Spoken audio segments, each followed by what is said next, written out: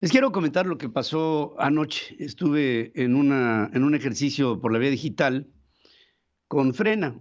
Ahí estuvo Eduardo Noboa, un analista extraordinario, político, Alejandro Ponce Rivera, un constitucionalista reconocido, de origen poblano, Damián Cepeda, un senador de la República por el PAN, Rafael Loret de Mola, un periodista de muchos años, Javier Livas Cantú, un constitucionalista y hombre de leyes, ex aspirante a la presidencia de la República, Gilberto Lozano, el líder visible e histórico del Congreso Nacional Ciudadano, y después de Frena, y Karina Rodríguez, organizadora de este evento.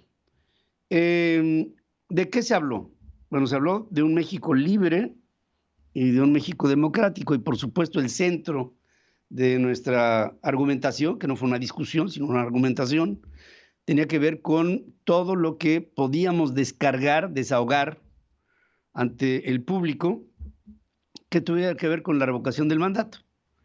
Y hubo varias cosas que yo pienso que deben ser dignas de resaltarse.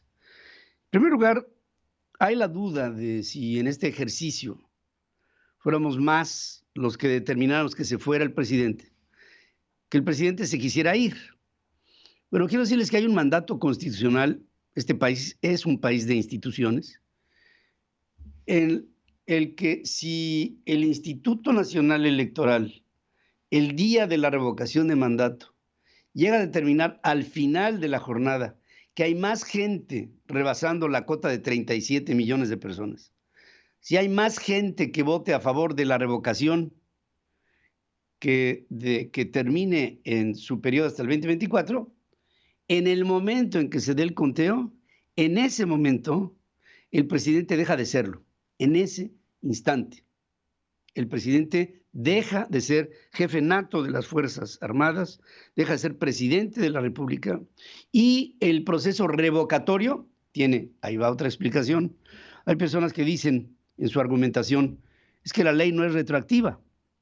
Bueno, quiero decir que desde que este proceso revocatorio se estableció, apelando a 3 o 4 artículos de la Constitución, el 19, el 45, el 39, el 45, el 40, estos dicen y hablan claramente sobre la revocación de mandato y cómo esta fue formulada en el 2019 para que entrara, y en el momento en que se tomara la figura revocatoria, implica que la figura revocatoria funciona. De otra suerte, una institución como es el Instituto Nacional Electoral no podría tomar a la revocación como ejercicio sabiendo que al final del ejercicio no procedería por la retroactividad de la ley. ¿Me explico? Es decir, el hecho de organizar la revocación es porque funciona la revocación. Ahora, hay otras ideas que se dan sobre si al acudir a votar lo que estás haciendo es darle al presidente un apoyo para que la revocación sea vinculante. Bueno, justamente eso es lo que pretendemos, que sea vinculante, que el resultado por consecuencia, que sea susceptible de ser parte de la temática del Congreso mexicano. Y lo que estamos buscando justamente es eso, que sea vinculante y que con nuestro voto alimentemos a la operatividad, a la funcionalidad y a la validez del Instituto Nacional Electoral.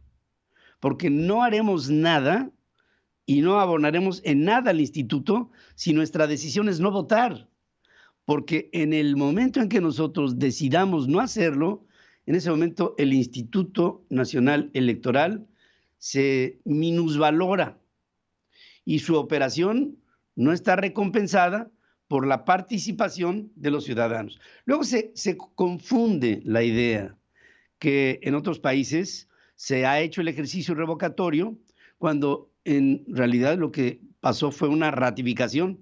Casos como Venezuela, con Chávez, con Maduro, casos como Bolivia, con Evo Morales, casos como Nicaragua, con Daniel Ortega Saavedra, y los casos se van Rafael Correa en su oportunidad en Ecuador. pero con una diferencia enorme que no acabamos de ver en México. Esos países mencionados, en el momento en que se ha hecho la revocación del mandato, los institutos electorales convocantes son dominados por el presidente o por el dictador. En México, el Instituto Nacional Electoral no es dominado por el presidente. Todavía podemos decir que el Instituto Nacional Electoral es un órgano que sirve a la sociedad dando resultados y convocatorias certeras. En otras palabras, si votas, se va el presidente de la República.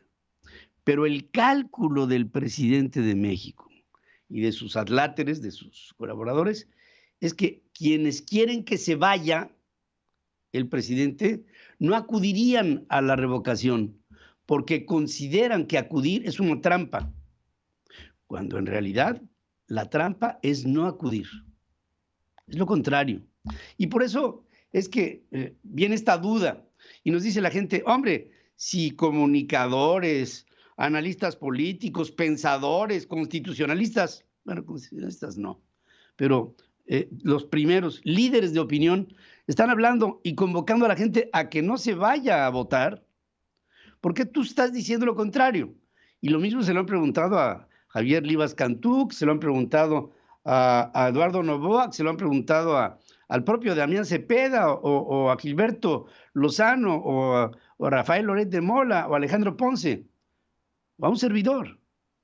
Nos lo han preguntado. Y lo que decimos nosotros, y es lo que quiero decirte a ti, es que cualquier mexicano consciente se da cuenta que si queremos hacer de México una democracia, tenemos que practicar la democracia. Porque no hacer praxis de la democracia, lo que acabaría pasando con México es que vamos a perderla. Y una última conclusión. En México todo lo dejamos al final. Y no somos, porque hay que decirlo, una sociedad que se haya sofisticado en la práctica de la democracia. Pensamos que todavía faltan 33 días y que la decisión final puede esperar. Pero sí les digo ahora, y se los adelanto, cuando estemos por ahí del día 7 de abril, del día 8 de abril, del día 9 de abril, cada vez que se apriete la fecha, vamos a tener más la duda en nuestra cabeza, ¿asisto o no asisto? ¿Le hago el feo al presidente al no votar? En realidad, lo que le haces al no votar al presidente es el bonito, ¿eh? Porque lo que quiere el presidente es tu inacción. Lo que quiere el presidente es que pienses que el ejercicio revocatorio es una ratificación. Lo que quiere el presidente es que pienses que es una trampa. Eso es lo que quiere el presidente. Imaginen ustedes lo que será el día 11 de abril en todo el mundo, cuando se diga una mayoría de mexicanos votó en un proceso revocatorio para que se fuera el presidente y hoy México amanece sin presidente. Sería una acción sin precedente. Imagínatela, que podamos tú y yo hacer el milagro mexicano. Repite este video y trata de convencer a más, si es que tú estás convencido, que la revocación del mandato ahora puede ser, mañana será muy tarde, porque si este hombre se queda en el poder, de aquí al 2024, que es otra de las cosas, nos vemos en el 2024, espérame tantito, en el 2024 ya no habrá INE, o por lo menos no habrá INE ciudadano. El presidente podrá meter a 3 consejeros electorales dentro del Consejo Electoral del INE y entonces controlará todo. Y la experiencia que tenemos es que no ha habido institución independiente o autónoma que no haya tomado el presidente y después dominado. Y esto pasa en el Banco de México, o en la Comisión Nacional de Derechos Humanos, o en todos los fideicomisos extinguidos, o en todas las organizaciones en donde el presidente ha tocado y con su mano ha destrozado a la institucionalidad mexicana. El INE todavía es tuyo y mío. Si no aprovechamos esta oportunidad, no tendremos perdón. Y después de todo, si la aprovechamos, pasaremos ante el mundo como una sociedad consciente que supo responder ante el llamado de su nación. Vota el 10 de abril. vota por la revocación del mandato. Ah, y por cierto, la palabra ratificación ni siquiera aparece en la ley. Y ahora que salen estos héroes de la patria a buscar en la gente, irla a convencer de algo que no pueden desde el punto de vista legal, para que vayas y votes porque se quede y se le ratifique en el poder, esa es parte de la visión que quieren dar en Morena, porque Morena se ha hecho en estos años justamente como el sinónimo de aquello que falta a la ley. Y si esto lo hacemos práctica, pronto no habrá país, solo habrá presidente. Tómalo en cuenta. Estás hablando del futuro de nuestro México. Estás hablando de tus hijos. Estás hablando de la permanencia de México como país. Se nos puede ir de las manos. Es por eso mi preocupación y mi esperanza. Gracias por estar conmigo en este comentario. Hablo para ustedes en YouTube. Reproduce esto. Pedro Ferriz de Con. Sigue escuchando a Pedro Ferriz de Con. Central FM.